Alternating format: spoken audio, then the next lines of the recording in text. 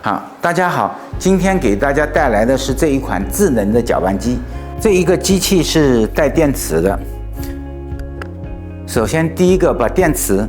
从这个圈到这个锁插下去，从这个圈这个箭头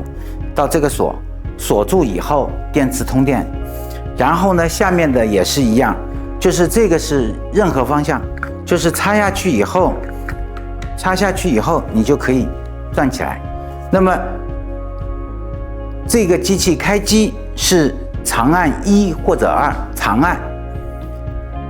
1是手动模式，你看现在已经有这个白灯亮了，这是最高的转速，白灯是最高转速，下面是橙色的，再是绿色的，然后最后是黄色的。4档转速，有箭头可以切换，然后如果在1手动模式和2之间切换是轻触2，这里就有11个菜单的模式。11个菜单模式是根据不同的食物来做这个菜单来选择。然后最关键的有一些，比如说那些桶，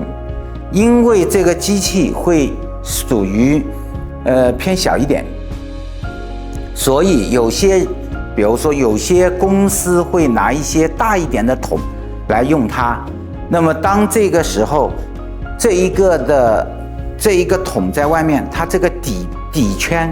有一些食物，如果单一速度，它单一个漩涡，它的底圈的数等于是这个食物会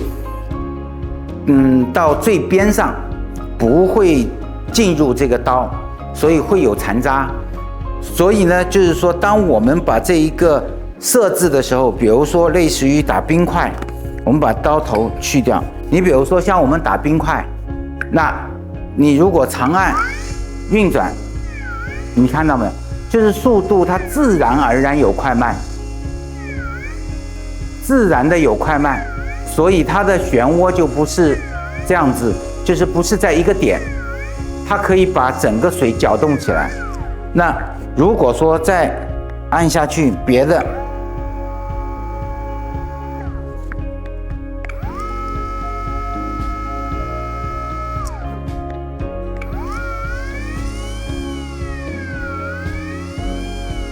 每一个食物它都有不同的特性，有黏，有比如说像冰块很松，但是它会比较远，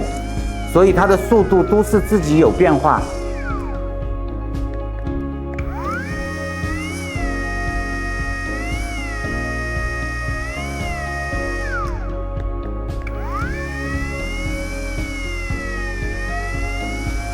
所以这个机的科技含量就在这个地方。然后当这个机器要关机的时候，你要长按1或者2，